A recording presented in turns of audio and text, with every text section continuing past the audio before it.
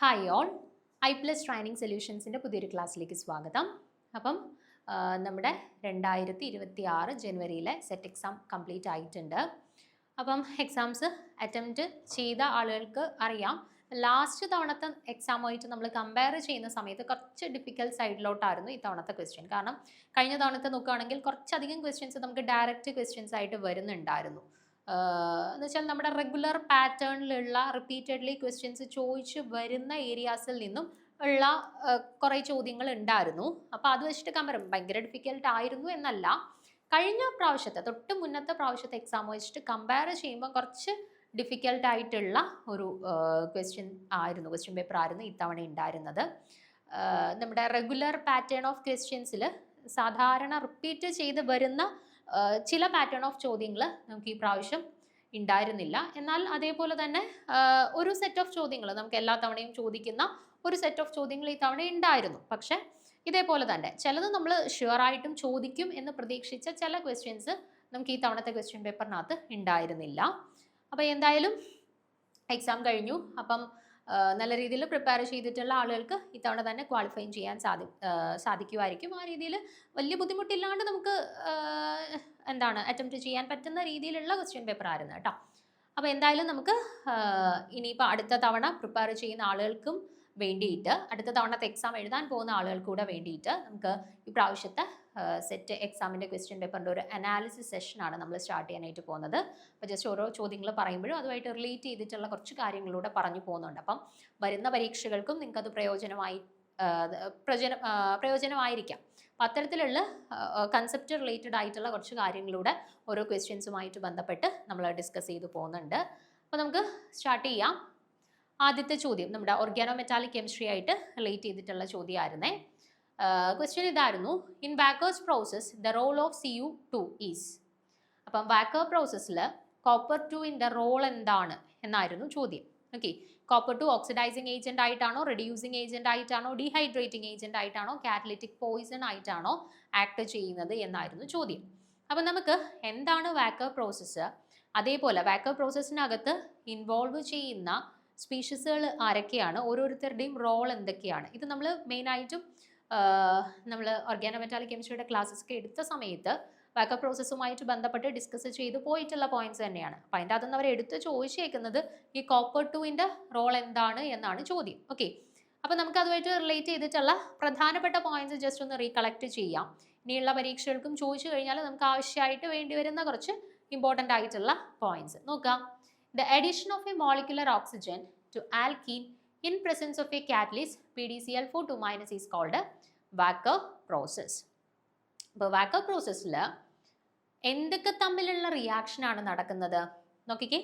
Addition of molecular oxygen to alkene. Molecular ഓക്സിജനും ആൽക്കീൻസും തമ്മിലുള്ള അഡീഷൻ ആണ് in presence of a catalyst. അപ്പോൾ ഒരു കാറ്റലിസ്റ്റിൻ്റെ പ്രസൻസിലാണ് വാക്കർ പ്രോസസ്സ് നടക്കുന്നത്.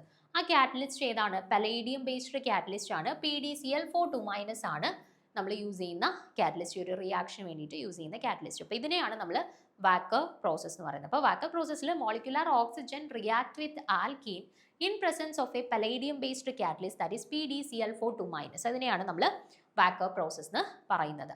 So this process is primarily used to produce acetaldehyde from ethene and molecular oxygen in aqueous solution using PdCl4 as the catalyst and CuCl2 as the co-catalyst and reoxidizes PD0 back to PD2. അപ്പോൾ നോക്കിക്കേ, അപ്പോൾ ആദ്യത്തെ point നമ്മൾ പറഞ്ഞു, walker പ്രോസസ്സിൽ molecular ഓക്സിജനും ആൽക്കീൻസും തമ്മിലാണ് addition നടക്കുന്നത്. And in presence of a catalyst PdCl4 എന്ന് നമ്മൾ പറഞ്ഞു. ഓക്കെ, ദെൻ ഈ ഒരു റിയാക്ഷനിൽ മെയിനായിട്ടും നമ്മൾ ആരെയാണ് പ്രിപ്പയർ ചെയ്യുന്നത്? അസറ്റാൽഡിഹൈഡിനെയാണ് പ്രിപ്പയർ ചെയ്യുന്നത്. ഓക്കെ, ഫ്രം ആരൊക്കെ തമ്മിലുള്ള റിയാക്ഷനിൽ? ഈത്തീൻ ആൻഡ് മോളിക്കുലർ ഓക്സിജൻ തമ്മിൽ റിയാക്ട് ചെയ്യുന്നു. ഓക്കെ, നമ്മൾ പറഞ്ഞു ആൽക്കീനും ഓക്സിജനും റിയാക്ട് ചെയ്യുന്നു. അതാണ് ഈത്തീനും മോളിക്കുലർ ഓക്സിജനും നമ്മൾ റിയാക്ട് ചെയ്തിട്ട് അസറ്റാൽഡിഹൈഡിനെയാണ് വാക്കർ പ്രോസസ്സിൽ സിന്തസൈസ് ചെയ്യുന്നത്. ആൻഡ് നമ്മളവിടെ യൂസ് ചെയ്യുന്ന കാറ്റലിസ്റ്റിനെ ഓൾറെഡി പറഞ്ഞു, PdCl4 - അതിനോടൊപ്പം തന്നെ ഒരു കോ കാറ്റലിസ്റ്റിനെയും കൂടെ നമ്മൾ യൂസ് ചെയ്യുന്നുണ്ട്. അത് കോപ്പർ 2 കോംപ്ലക്സ് ആണ് നമ്മൾ കോ കാറ്റലിസ്റ്റ് ആയിട്ട് ഇവിടെ യൂസ് ചെയ്യുന്നത്. CuCl2 ആണ് കേട്ടോ. കോപ്പർ 2 കോംപ്ലക്സ് ആയിട്ട് ഇവിടെ യൂസ് ചെയ്യുന്നത് CuCl2 ആണ്. ആൻഡ് ഈ CuCl2ൻ്റെ ജോലി എന്താണ്? നമ്മുടെ റിയാക്ഷനകത്ത് പങ്കെടുത്ത സമയത്ത് പലേഡിയം അവരുടെ +2 ഓക്സിഡേഷൻ സ്റ്റേറ്റിൽ നിന്നും 0 ഓക്സിഡേഷൻ സ്റ്റേറ്റിലോട്ട് റെഡ്യൂസ് ചെയ്യപ്പെട്ടിട്ടുണ്ടായിരുന്നു. ഓക്കെ, ആ 0 ഓക്സിഡേഷൻ സ്റ്റേറ്റിൽ നിന്നും അവരെ തിരിച്ച് +2 ഓക്സിഡേഷൻ സ്റ്റേറ്റിലേക്ക് ഓക്സിഡൈസ് ചെയ്യിക്കുന്ന ജോലിയാണ് ആരിവിടെ ചെയ്യുന്നത്? കോ കാറ്റലിസ്റ്റ് ആയിട്ടുള്ള CuCl2 ചെയ്യുന്നത്. അപ്പം 0യിൽ നിന്നും +2യിലോട്ട് പലേഡിയത്തിനെ കൺവേർട്ട് ചെയ്യുന്നു എങ്കിൽ അവരാരായിട്ടായിരിക്കും ആക്ട് ചെയ്യുന്നത്? ഓക്സിഡൈസിങ് ഏജന്റ് ആയിട്ടായിരിക്കും ആക്ട് ചെയ്യുന്നത്. മനസ്സിലായോ?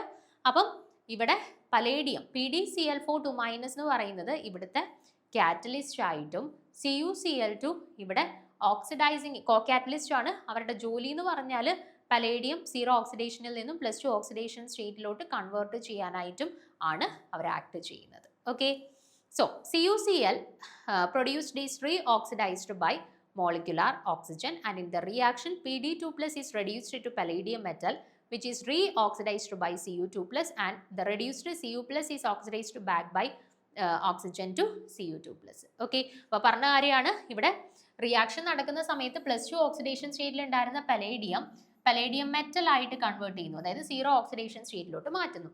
അവരെ ഓക്സിഡൈസിങ് ഏജന്റ് ആയിട്ടുള്ള കോപ്പറിന്റെ ഹെൽപ്പോട് കൂടി Cu2+ന്റെ ഹെൽപ്പോട് കൂടി എന്തായിട്ട് മാറ്റുന്നു? വീണ്ടും പലേഡിയം +2 ഓക്സിഡേഷൻ സ്റ്റേറ്റിലോട്ട് കൺവേർട്ട് ചെയ്യുന്നു. ഓക്കെ, ആൻഡ് ഈ റിയാക്ഷൻ നടക്കുന്ന സമയത്ത് നമ്മുടെ കോപ്പറും +2 ഓക്സിഡേഷൻ സ്റ്റേറ്റിലുള്ള കോപ്പറും Cu+ സ്റ്റേറ്റിലോട്ട് കൺവേർട്ട് ചെയ്യും. എന്നാൽ നമ്മുടെ മീഡിയത്തിലുള്ള ഓക്സിജന്റെ പ്രസൻസിൽ ഈ Cu+ഉം തിരിച്ച് Cu2+ സ്റ്റേറ്റിലോട്ട് തിരിച്ച് ഓക്സിഡൈസ് ചെയ്തോളും. Okay, so the overall mechanism for the reaction is, അപ്പോൾ ഇവിടെ നടക്കുന്ന ടോട്ടൽ റിയാക്ഷൻ്റെ ഓവറോൾ മെക്കാനിസം ഇവിടെ കൊടുത്തിട്ടുണ്ട്. നോക്കുക, നമ്മൾ ഈ പറഞ്ഞ കാര്യങ്ങൾ തന്നെ. ഫസ്റ്റ് സ്റ്റെപ്പിൽ ആൽക്കീനും മോളിക്കുലർ ഓക്സിജനും തമ്മിൽ നമ്മുടെ പലേഡിയം കാറ്റലിസ്റ്റിന്റെ പ്രസൻസിൽ റിയാക്ട് ചെയ്ത് അസിറ്റാൽഡിഹൈഡ് പ്രിപ്പയർ ചെയ്യുന്നു. ആ സമയത്ത് നമ്മുടെ +2 ഓക്സിഡേഷൻ സ്റ്റേറ്റിൽ ഉണ്ടായിരുന്ന പലേഡിയം ഏത് ഓക്സിഡേഷൻ സ്റ്റേറ്റിലോട്ട് കൺവേർട്ട് ചെയ്തു? 0 ഓക്സിഡേഷൻ സ്റ്റേറ്റിലോട്ട് കൺവേർട്ട് ചെയ്തു.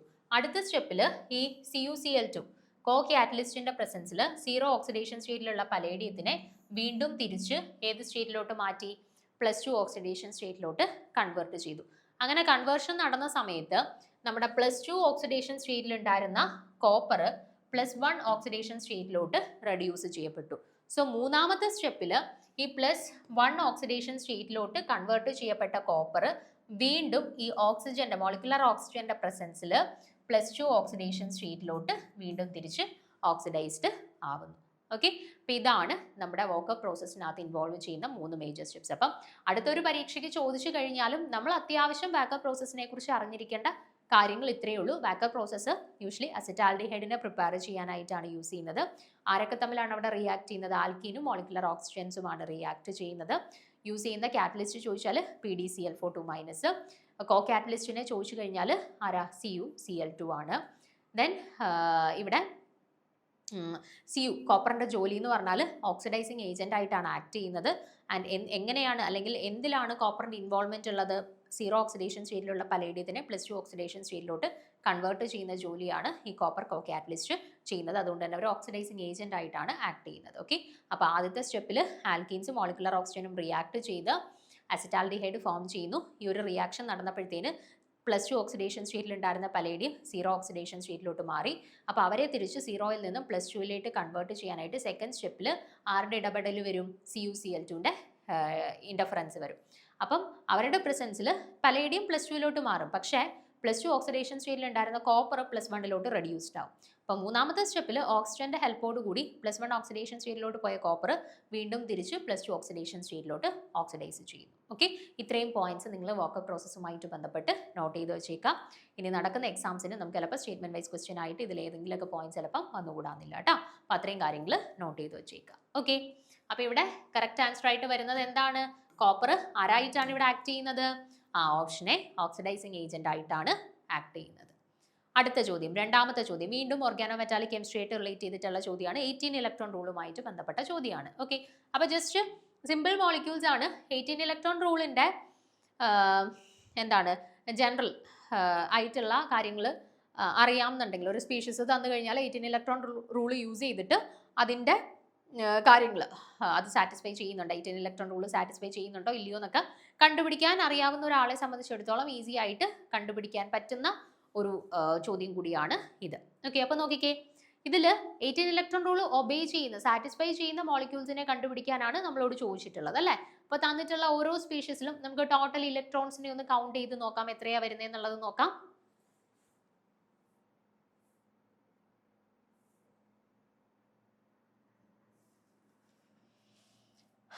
അപ്പൊ നോക്കാം, ഇവിടെ സെൻട്രൽ മെറ്റൽ ആറ്റമായിട്ട് വരുന്നത് ക്രോമിയം ആണ് അല്ലേ. അപ്പൊ ക്രോമിയം നമുക്കറിയാം scandium, titanium, vanadium, chromium 24th species ആണ് അല്ലേ. അപ്പൊ അവരുടെ കോൺഫിഗറേഷൻ വരുന്നത് 3d5 4s1 എന്നാണ്. അതായത് വാലൻസിൽ 6 ഇലക്ട്രോൺസ് ആണ് ക്രോമിയത്തിന് ഉള്ളത് അല്ലേ. വാലൻസിൽ 6 ഇലക്ട്രോൺസ് ഉണ്ട് ക്രോമിയത്തിന്. ദെൻ ഇവിടെ നോക്കിക്കേ, ഹാപ്റ്റിസിറ്റി, നമുക്ക് റിങ്സിലോട്ട് അറ്റാച്ച്മെന്റ് പോകുന്ന സമയത്ത് ആ റിങ്സിന്റെ ഹാപ്റ്റിസിറ്റി എന്താണോ അതാണ് ടോട്ടൽ ഇലക്ട്രോൺ കൗണ്ടിലേക്ക് വരുന്ന അവരുടെ കോൺട്രിബ്യൂഷൻ. അപ്പൊ ഇവിടെ നോക്കുകയാണെന്നുണ്ടെങ്കിൽ 6 മെമ്പേർഡ് റിംഗ് ആണ്, അതിനെ കംപ്ലീറ്റ് ആയിട്ട് ഇങ്ങോട്ട് ബോണ്ട് ചെയ്തിട്ടുണ്ട് അല്ലെ. അതായത് ഇവിടുത്തെ 6 ഇലക്ട്രോൺസും ഈ ക്രോമിയത്തിലേക്ക് ഇൻവോൾവ്മെന്റ് വരുന്നുണ്ട്, അല്ലെങ്കിൽ ടോട്ടൽ ഇലക്ട്രോൺ കൗണ്ടിലേക്ക് കോൺട്രിബ്യൂട്ട് ചെയ്യുന്നുണ്ട്. അതുപോലെ ഇവിടുന്നും നോക്കിക്കേ, ഈ 6 ഇലക്ട്രോൺസിന്റെയും ഇൻവോൾവ്മെന്റ് വരുന്നുണ്ട് അല്ലെ. അപ്പൊ ഈ റിംഗിൽ നിന്ന് 6 ഇലക്ട്രോൺസ്, ഈ റിംഗിൽ നിന്നും 6 ഇലക്ട്രോൺസ്, അപ്പൊ ടോട്ടലി 18 എന്ന് കിട്ടി. അപ്പൊ first species 18 electron rule satisfy ചെയ്യുന്നുണ്ട്.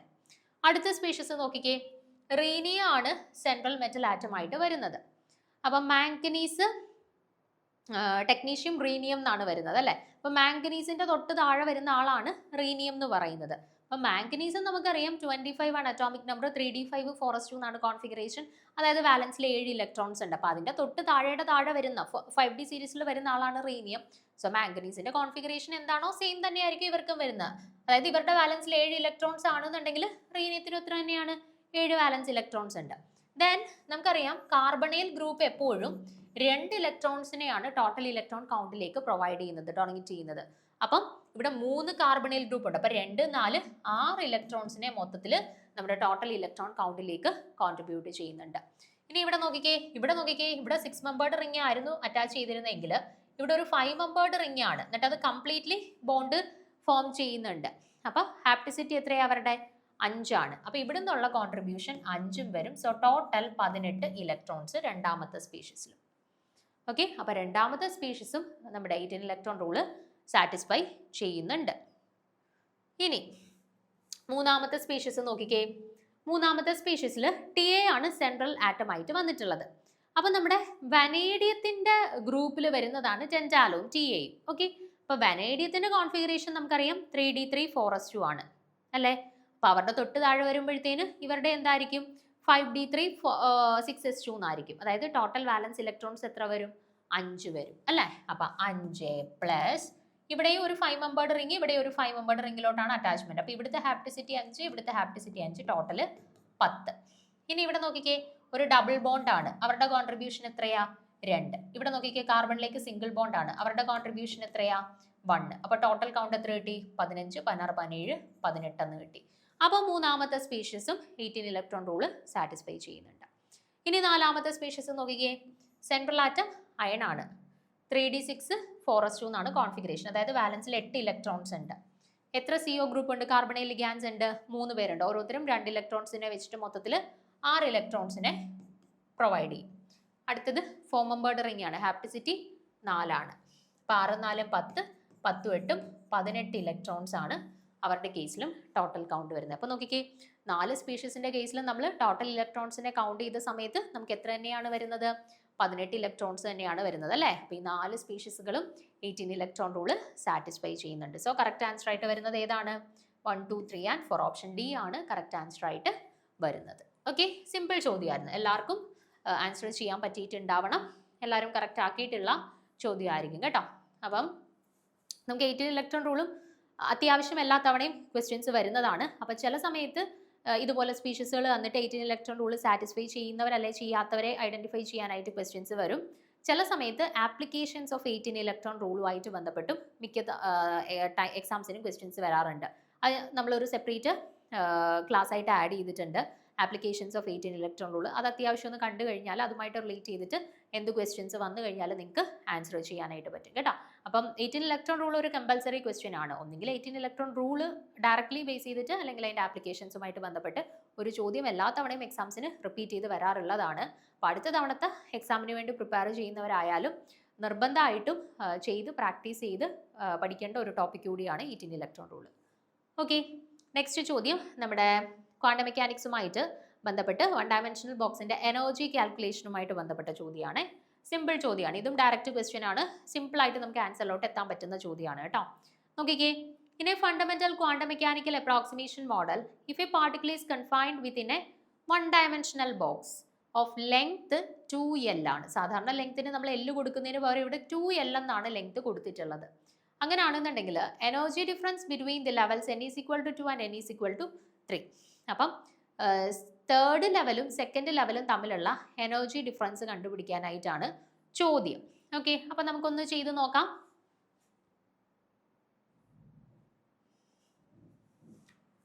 വൺ ഡയമെൻഷൻ ബോക്സിന്റെ കേസാണ് ഇവിടെ തന്നിട്ടുള്ളത്. അപ്പോൾ 1 ഡയമെൻഷൻ ബോക്സിന്റെ എനർജി കാൽക്കുലേറ്റ് ചെയ്യാനായിട്ടുള്ള ഇക്വേഷൻ നമുക്കറിയാം. n²h² / 8mL² ആണ് നമ്മുടെ ഇക്വേഷൻ. പക്ഷേ ഈ കേസിൽ ഇവിടെ നമുക്ക് ചോദ്യത്തിൽ തന്നിട്ടുണ്ട് ലെങ്ത്തിനെ നമ്മളൊന്ന് മാറ്റിയിട്ട് 2L കൊടുക്കണം എന്ന് ക്വസ്റ്റ്യനകത്ത് സ്പെസിഫിക്കലി പറഞ്ഞിട്ടുണ്ട്. അപ്പോൾ നമ്മൾ എന്ത് ചെയ്യണം? ഈ ചോദ്യത്തിനകത്തുള്ള എല്ലിനെ റീപ്ലേസ് ചെയ്തുകൊണ്ട് നമ്മൾ എന്ത് സബ്സ്റ്റിറ്റ്യൂട്ട് ചെയ്യണം? 2L സബ്സ്റ്റിറ്റ്യൂട്ട് ചെയ്യണം. അപ്പോൾ എന്ത് വരും എന്ന് നോക്കിക്കേ. E is equal to n² h² / 8m 2L² എന്ന് വരും അല്ലേ? അപ്പം n² h² / 8m 2² 4 L² അതുപോലെ ഇട്ടു. ഓക്കെ, അപ്പോൾ n² h² / 8m 4L² എന്നാണ് വരുന്നത്. അപ്പോൾ നോക്കിക്കേ, n² h² / 8 16 24 32 mL² എന്ന് വന്നു. n² h² / 32 mL² എന്ന് വന്നു. ഓക്കെ, ഇനി നോക്കുക, നമുക്കിവിടെ എനർജിയുടെ ഇക്വേഷൻ ആണ് കിട്ടിയിട്ടുള്ളത് n² h² / 32 mL² എന്നുള്ളത്. നമുക്കിവിടെ ചോദിച്ചിട്ടുള്ളത് ഏതൊക്കെ എനർജീസ് തമ്മിലുള്ള ഡിഫറൻസ് കണ്ടുപിടിക്കാനാണ് ചോദിച്ചിട്ടുള്ളത്? n ഈസ് ഈക്വൽ ടു 3ഉം n ഈസ് ഈക്വൽ ടു 2ഉം തമ്മിലുള്ള ഡിഫറൻസ് കണ്ടുപിടിക്കാനാണ് ചോദിച്ചിട്ടുള്ളത്. അപ്പം ഞാൻ E3 മൈനസ് E2 ആണ് നമുക്ക് കണ്ടുപിടിക്കാനുള്ളത്. E3 നമുക്ക് എങ്ങനെ എഴുതാം? n പകരം 3 ഇട്ട് കൊടുക്കുക. 3² h² / 32 mL² മൈനസ് E2വിനകത്ത് n പകരം 2 ഇട്ട് കൊടുക്കുക. 2² h² / 32 mL² which is equal to 3² എന്ന് പറയുന്നത് 9 ആണ്. 9 h² / 32 mL² മൈനസ് 2² എന്ന് പറയുമ്പോൾ 4 ആണ്. 4 h² / 32 mL² എന്ത് വരും? 9 - 4 എന്ത് വരും? 5 എന്ന് വരും അല്ലേ? അപ്പോൾ 5 h² / 32 mL² എന്ന് വരും. 5 h² / 32 mL². ഇനി ലെങ്ത്തിന് വരെ എല്ലിന് വരെ ചിലപ്പോൾ ഏത് തരുവാണെന്നുണ്ടെങ്കിൽ 5 h² / 32 ma² എന്ന് വരും. അപ്പോൾ ഏതാണ് കറക്റ്റ് ആൻസർ വരുന്നത് നോക്കിക്കേ. 5 h² / 32 ma². നമ്മളെ തെറ്റിക്കാനായിട്ട് 5 h² / 8 ma² ഉണ്ട്. അപ്പോൾ ഇൻ കേസ് ആരെങ്കിലും ആ ലെങ്ത്തിന് 2L കൊടുക്കണം എന്നുള്ള കാര്യം ശ്രദ്ധിച്ചില്ല എങ്കിൽ അവർക്ക് ബി ആയിരിക്കും ആൻസർ കിട്ടുന്നത്. അങ്ങനെയുള്ളവർ ചിലപ്പോൾ ചിന്തിക്കാതെ പെട്ടെന്ന് ഓപ്ഷൻ ബി മാർക്ക് ചെയ്ത് വെക്കും, നമുക്ക് മാർക്ക് പോവുകയും ചെയ്യും കേട്ടോ. സിമ്പിൾ ചോദ്യമാണ്. ക്വസ്റ്റ്യൻ ഒന്ന് ശ്രദ്ധിച്ച് വായിച്ച് നോക്കിയിട്ട് ചെയ്താൽ മതി. ഷുവർ ആയിട്ടും നമുക്ക് ആൻസർ ചെയ്യാൻ പറ്റുന്ന തരത്തിലുള്ള ഒരു ക്വസ്റ്റ്യൻ ആയിരുന്നു. ഓപ്ഷൻ എ ആയിരുന്നു അവിടെ കറക്റ്റ് ആൻസർ ആയിട്ട് വരുന്നത്. ഓക്കെ, അടുത്ത ചോദ്യം, 4ാമത്തെ ചോദ്യം നോക്കാം.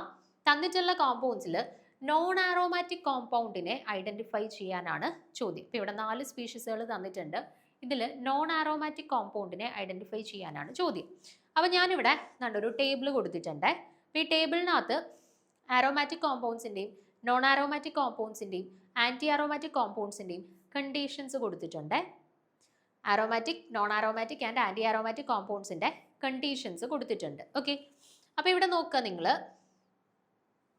നോക്കുക, ആരോമാറ്റിക് കോമ്പൗണ്ട്സിന്റെ കേസിൽ ഒരു കോമ്പൗണ്ട് ആരോമാറ്റിക് കോമ്പൗണ്ട് ആവണമെങ്കിൽ അവർ പ്രധാനമായിട്ടും 4 കണ്ടീഷൻസ് ആണ് സാറ്റിസ്ഫൈ ചെയ്യേണ്ടത്. ഇത് നിങ്ങൾ നിർബന്ധമായിട്ടും പഠിച്ചു വെച്ചേക്കുക. ഷുവർ ക്വസ്റ്റ്യൻ ആണ്. നിങ്ങൾ ഏത് തവണത്തെ ക്വസ്റ്റ്യൻ പേപ്പർ നോക്കിക്കഴിഞ്ഞാലും ഒന്നെങ്കിൽ ആരോമാറ്റിക് കോമ്പൗണ്ട്, അല്ലെങ്കിൽ ആന്റി ആരോമാറ്റിക്, അല്ലെങ്കിൽ നോൺ ആരോമാറ്റിക്, അല്ലെങ്കിൽ ഹോമോ ആരോമാറ്റിക് കോമ്പൗണ്ട്സിനെ ഐഡന്റിഫൈ ചെയ്യാനായിട്ട് ക്വസ്റ്റ്യൻസ് വരാറുണ്ട്. അതും നമ്മളൊരു ഷോർട്ട് വീഡിയോ ആക്കിയിട്ട് അപ്ലോഡ് ചെയ്തിട്ടുണ്ട്. ജസ്റ്റ് ആ ഒരു വീഡിയോ നിങ്ങളൊന്ന് കണ്ടു നോക്കിക്കഴിഞ്ഞാൽ നിങ്ങൾക്ക് ഷുവറായിട്ടും ഇതുമായിട്ട് ബന്ധപ്പെട്ട ക്വസ്റ്റ്യൻസ് വന്നു കഴിഞ്ഞാൽ ആൻസർ ചെയ്യാനായിട്ട് പറ്റും. ഓക്കെ, നമ്മൾ ഓൾറെഡി ഡിസ്കസ് ചെയ്തിട്ടുണ്ടായിരുന്ന ഒരു ചോദ്യം കൂടിയാണ് ഈ ചോദിച്ചിട്ടുള്ളത്. നിങ്ങൾ നോക്കിക്കേ, അപ്പോൾ ഒരു കോമ്പൗണ്ട് ആരോമാറ്റിക് ആകണമെന്നുണ്ടെങ്കിൽ 4 കണ്ടീഷൻസ് സാറ്റിസ്ഫൈ ചെയ്യണം. 1, കോമ്പൗണ്ട് സൈക്ലിക് ആവണം. 2, ഡീലോക്കലൈസേഷൻ ഓഫ് ഇലക്ട്രോൺസ് അല്ലെങ്കിൽ സിസ്റ്റം കോൺജുഗേറ്റഡ് ആവണം എന്ന് പറയാം. 3, പ്ലാനാർ ആവണം. പ്ലാനാർ എന്ന് പറഞ്ഞാൽ ഇത്ര മീൻ ചെയ്യുന്നുള്ളൂ, എല്ലാ കാർബൺസും sp2 അല്ലെങ്കിൽ sp ഹൈബ്രിഡൈസ്ഡ് ആവണം.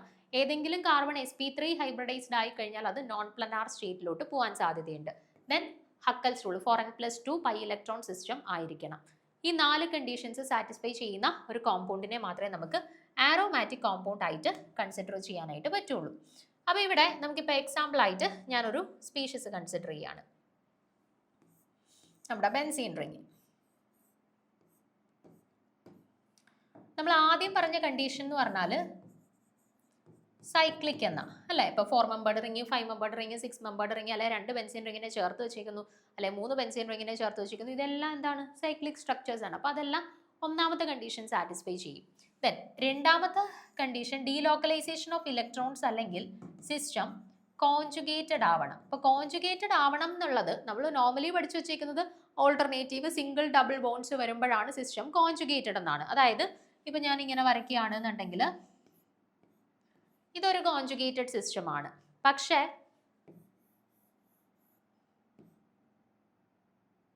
ഇതൊരു കോൺജുഗേറ്റഡ് സിസ്റ്റം ആണോ? അല്ല. കാരണം ഡബിൾ ബോണ്ട്, സിംഗിൾ ബോണ്ട്, വീണ്ടും സിംഗിൾ ബോണ്ട്, ഡബിൾ ബോണ്ട് എന്നാണ് വന്നേക്കുന്നത് അല്ലേ. അപ്പോൾ അതൊരു കോൺജുഗേറ്റഡ് സിസ്റ്റം അല്ല. പക്ഷേ ഇൻ കേസ് 2 സിംഗിൾ ബോണ്ട് അടുത്ത് വരുന്ന സ്ഥലത്ത് ഒന്നെങ്കിൽ ഒരു പോസിറ്റീവ് ചാർജ്, അല്ലെങ്കിൽ ഒരു നെഗറ്റീവ് ചാർജ്, അല്ലെങ്കിൽ ഒരു ലോൺ പെയർ ഓഫ് ഇലക്ട്രോൺസ് ഉണ്ട് എന്നുണ്ടെങ്കിൽ അത് 2 സിംഗിൾ ബോണ്ട് അടുത്തടുത്ത് വന്നാലും ആ സിസ്റ്റം കോൺജുഗേറ്റഡ് ആയിട്ട് മാറും. മനസ്സിലായോ? നോർമലി നമ്മൾ alternative single double single double single double സിസ്റ്റത്തിനെയാണ് കോൺജുഗേറ്റഡ് ആയിട്ട് പറയുന്നത്. പക്ഷേ ഇൻ കേസ് 2 സിംഗിൾ ബോണ്ട് അടുത്ത് വരുമ്പോൾ ആ പോയിന്റിൽ ഒന്നെങ്കിൽ പോസിറ്റീവ് ചാർജ്, അല്ലെങ്കിൽ നെഗറ്റീവ് ചാർജ്, അല്ലെങ്കിൽ ഒരു ലോൺ പെയർ ഓഫ് ഇലക്ട്രോൺസ് വന്നു കഴിഞ്ഞാലും നമുക്ക് സിസ്റ്റത്തിനെ കോൺജുഗേറ്റഡ് എന്ന് പറയാം.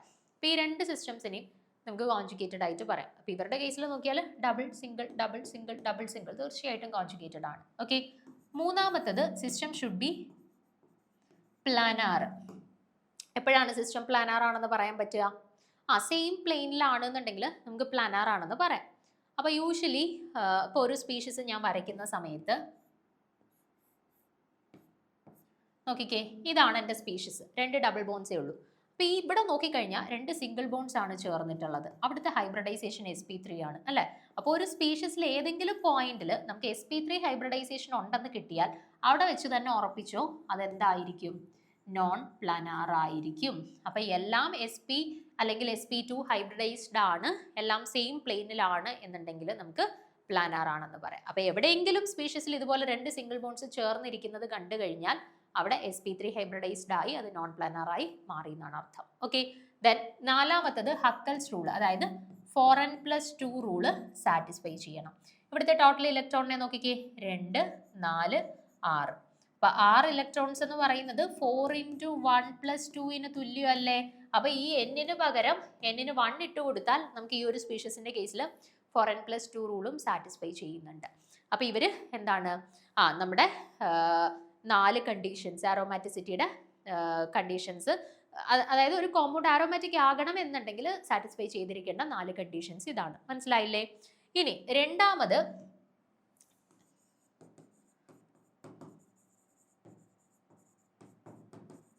Anti aromaticity. ആന്റി ആരോമാറ്റിസിറ്റി എന്ന് പറഞ്ഞാൽ ആദ്യത്തെ 3 കണ്ടീഷൻസിൽ പ്രശ്നമൊന്നുമില്ല, സൈക്ലിക്ക് മറ്റേവരുടെ പോലെ തന്നെ നോക്കിയാൽ മതി. 2 കോൺജുഗേറ്റഡ്, ഞാൻ വീണ്ടും റിപ്പീറ്റ് ചെയ്യണ്ടല്ലോ, നിങ്ങൾക്ക് അറിയാലോ എന്താണ് കോൺജുഗേറ്റഡ് സിസ്റ്റം എന്ന്. മൂന്നാമത്തത് നിങ്ങൾക്ക് അറിയാം എന്താണ്, കോൺജുഗേറ്റഡ് സിസ്റ്റം കഴിഞ്ഞാൽ പ്ലാനാർ ആയിരിക്കണം. ഓക്കെ, നാലാമത്തത് ടോട്ടൽ പൈ ഇലക്ട്രോൺസിൻ്റെ എണ്ണം 4n ആയിരിക്കണം. ഇപ്പോൾ എക്സാമ്പിൾ ആയിട്ട് ഞാൻ കണ്ട ഈ ഒരു സ്പീഷീസ് കൺസിഡർ ചെയ്തു. ഇത് നോക്കുമ്പോൾ നിങ്ങൾക്കറിയാം ഇത് സൈക്ലിക് ആണ്, ഇത് കോൺജുഗേറ്റഡ് ആണ്, സിംഗിൾ ഡബിൾ ആണ്, പ്ലാനാർ ആണ്, സെയിം പ്ലെയിനിലാണ് കിടക്കുന്ന, എല്ലാം sp2 അല്ലെങ്കിൽ sp ഹൈബ്രിഡൈസ്ഡ് ആണ്. Total electrons 2+2 4 electrons. 4 എന്ന് പറഞ്ഞാൽ 4 × 1 4n റൂൾ സാറ്റിസ്ഫൈ ചെയ്യുന്നുണ്ട്. അപ്പോൾ എല്ലാ കണ്ടീഷൻസും സാറ്റിസ്ഫൈ ചെയ്യുന്നതുകൊണ്ട് ഈ കോമ്പൗണ്ടിനെ നമുക്ക് ആന്റി അറോമാറ്റിക് കോമ്പൗണ്ട് എന്ന് പറയാം. ഇനി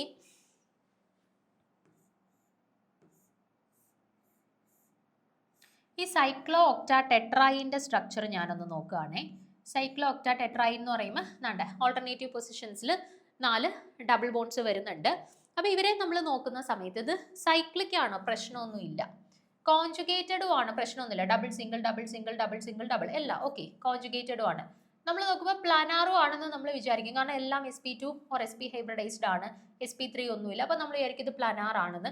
2 4 6 8 ഇലക്ട്രോൺസ് ഉണ്ട്. അപ്പോൾ 4n ആണ്. 4 2s are അല്ലേ 8. 4n റൂളും സാറ്റിസ്ഫൈ ചെയ്യുന്നുണ്ട്. അപ്പോൾ നമ്മൾ വിചാരിക്കും ഈ സ്പീഷീസ് എന്താണെന്ന്, ആരോമാറ്റിക് കോമ്പൗണ്ട് ആണെന്ന്, സോറി ആന്റി ആരോമാറ്റിക് കോമ്പൗണ്ട് ആണെന്ന് വിചാരിക്കും. പക്ഷേ ഈ സൈക്ലോ ഒക്ടാ ടെട്രായിൻ എന്ന് പറയുന്ന ഒരു എക്സെപ്ഷണൽ കേസ് ആണ്. നമ്മൾ വരയ്ക്കുന്ന സമയത്ത് ഇവരുടെ സ്ട്രക്ചർ ഇങ്ങനെയാണെന്നുണ്ടെങ്കിലും ആക്ച്വലി ഇവർ പ്രോസസ്സ് ചെയ്യുന്ന സ്ട്രക്ചർ ഇതുപോലിരിക്കും. അതായത് ഒരു ടബ് ലൈക്ക് ഷേപ്പാണ് ആക്ച്വലി ഇവർ പ്രോസസ്സ് ചെയ്യുന്നത്. ഓക്കെ, ഒരു ടബ് ലൈക്ക് ഷേപ്പാണ് ആക്ച്വലി ഈ ഒരു സ്പീഷീസ് പ്രോസസ്സ് ചെയ്യുന്നത്. ഓക്കെ, അപ്പോൾ അങ്ങനെ വരുമ്പോഴത്തേന് ഇത് ആക്ച്വലി പ്ലാനാർ ആണോ? അല്ല, നോൺ പ്ലാനാർ സ്ട്രക്ചർ ആണ് ഇവർ ആക്ച്വലി ആക്സെപ്റ്റ് ചെയ്യുന്നത്. കാഴ്ചയിൽ പ്ലാനാറായിട്ട് ഇത് ഇങ്ങനെ തോന്നുമെങ്കിൽ ഇവർ ആക്ച്വലി ഒരു ടബ് ലൈക്ക് സ്ട്രക്ചർ ആണ് ഫോളോ ചെയ്യുന്നത്. അതുകൊണ്ട് തന്നെ ഇവർക്ക് എന്ത് കാണത്തില്ല, പ്ലാനാറിറ്റി ഇല്ല. അതുകൊണ്ട് തന്നെ ഈ സൈക്ലോ ഒക്ടാ ടെട്രായിൻ എന്ന് പറയുന്ന സ്പീഷീസ് എപ്പോഴും എന്തായിരിക്കും, നോൺ പ്ലാനാർ ആയിട്ടുള്ള സ്പീഷീസ് ആയിരിക്കും. അതുകൊണ്ട് തന്നെ എന്തായിരിക്കും, നോൺ ആരോമാറ്റിക് കോമ്പൗണ്ടിന്റെ എക്സാമ്പിൾ ആണ് ഈ പറയുന്ന സൈക്ലോ ഒക്ടാ ടെട്രായിൻ.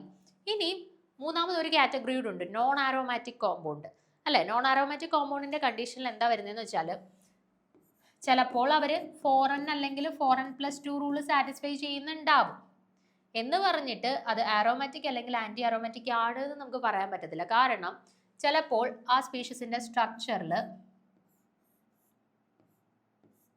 ഇങ്ങനെ ആയിരിക്കും വരുന്നത്. ഇങ്ങനെ വന്നു കഴിഞ്ഞാൽ 2 സിംഗിൾ ബോൺസ് അടുത്തടുത്ത് വന്നു അല്ലേ. അപ്പോൾ ഇത് sp3 ഹൈബ്രിഡൈസ്ഡ് ആയി, നോൺ പ്ലാനാർ ആയി. അതേപോലെ 2 സിംഗിൾ ബോൺസ് അടുത്തടുത്ത് വന്നു, സിസ്റ്റം നോൺ കോൺജുഗേറ്റഡ് ആയിട്ട് മാറി അല്ലേ. അപ്പോൾ സിസ്റ്റം പ്ലാനാർ അല്ലാണ്ട് വന്നാലോ നോൺ കോൺജുഗേറ്റഡ് ആയിട്ട് മാറുകയോ ചെയ്തു കഴിഞ്ഞാൽ സിസ്റ്റം എന്തായിട്ട് മാറും, നോൺ ആരോമാറ്റിക് ആയിട്ട് മാറും. മനസ്സിലായില്ലേ? അപ്പോൾ ഇതാണ് aromaticity, anti aromaticity and non ആരോമാറ്റിസിറ്റിയുടെ conditions. ഇനി നിങ്ങൾ ക്വസ്റ്റ്യനിലേക്കൊന്ന് നോക്കിക്കേ. നമുക്ക് ചോദിച്ചിട്ടുണ്ടായിരുന്ന സ്പീഷീസുകൾ ഇത്രയും സ്പീഷീസുകളാണ് നമുക്ക് തന്നിരുന്നത്. നമുക്ക് ടോട്ടൽ ഒന്ന് കൺസിഡർ ചെയ്ത് നോക്കാം. ഇത് നോക്കുമ്പോൾ സൈക്ലിക് ആണ്, കോൺജുഗേറ്റഡ് ആണ്, double bond single bond, 2 single bond അടുത്ത് വന്നെങ്കിൽ ഇവിടെ ഒരു പോസിറ്റീവ് ചാർജ് വന്നതുകൊണ്ട് അത് കോൺജുഗേറ്റഡ് ആയിട്ട് മാറി. ദെൻ പ്ലാനാർ ആണ്, എല്ലാം sp2 ഹൈബ്രിഡൈസ്ഡ് ആണ്, സോ പ്ലാനാർ ആണ്. ടോട്ടൽ ഇലക്ട്രോൺസ് എത്രയാ, 2 ഇലക്ട്രോൺസ്. 2 ഇലക്ട്രോൺസ് എന്ന് പറയുമ്പോൾ 4n+2 റൂള് സാറ്റിസ്ഫൈ ചെയ്യുന്നുണ്ട്. അതായത് n-ന് 0 കൊടുക്കുമ്പോൾ 4 × 0+2 2 അല്ലേ. അപ്പോൾ 2 ഇലക്ട്രോൺസ് ആണ്, സോ അതും സാറ്റിസ്ഫൈ ചെയ്യുന്നുണ്ട്. അപ്പോൾ ഈ കോമ്പൗണ്ട് എന്താണ്, ആരോമാറ്റിക് ആണ്. ഇവരുടെ കേസ് നോക്കിയാലും 2 4 6 8 ഇലക്ട്രോൺസ്. അപ്പോൾ 4n റൂള് സാറ്റിസ്ഫൈ ചെയ്യുന്നു. 8 അല്ല, പിന്നെ ഇവിടെ ഒരു ലോൺ പെയർ ഓഫ് ഇലക്ട്രോൺസ് നൈട്രജനിലുണ്ടല്ലോ. അപ്പോൾ ടോട്ടൽ 10 ഇലക്ട്രോൺസ്. അപ്പോൾ ഇവർ 4n+2 റൂള് സാറ്റിസ്ഫൈ ചെയ്യുന്നുണ്ട്. ഓൾട്ടർനേറ്റീവ് സിംഗിൾ ഡബിൾ ബോൺസ് വരുന്നുണ്ട്. ഇവിടെ പക്ഷേ 2 സിംഗിൾ ബോണ്ട് അടുത്ത് വന്നെങ്കിൽ ഇവിടെ ഒരു ലോൺ പെയർ വന്നതുകൊണ്ട് സിസ്റ്റം കോൺജുഗേറ്റഡ് ആയി, പ്ലാനാർ ആണ്, സൈക്ലിക്കും ആണ്. എല്ലാ കണ്ടീഷൻസും സാറ്റിസ്ഫൈ ചെയ്തു. ഈ കോമ്പൗണ്ട് ആരോമാറ്റിക് ആണ്. ഇവരുടെ കേസ് എടുത്താൽ 2 4 6 8 10 ഇലക്ട്രോൺസ് 4n+2 റൂള് സാറ്റിസ്ഫൈ ചെയ്യുന്നുണ്ട്. സൈക്ലിക് ആണല്ലോ, ഓൾട്ടർനേറ്റീവ് സിംഗിൾ ഡബിൾ ബോണ്ട് ആയതുകൊണ്ട് കോൺജുഗേറ്റഡ് ആണല്ലോ, എല്ലാം sp2 ഹൈബ്രിഡൈസ്ഡ് ആണല്ലോ, അപ്പോൾ പ്ലാനാറുമാണ്.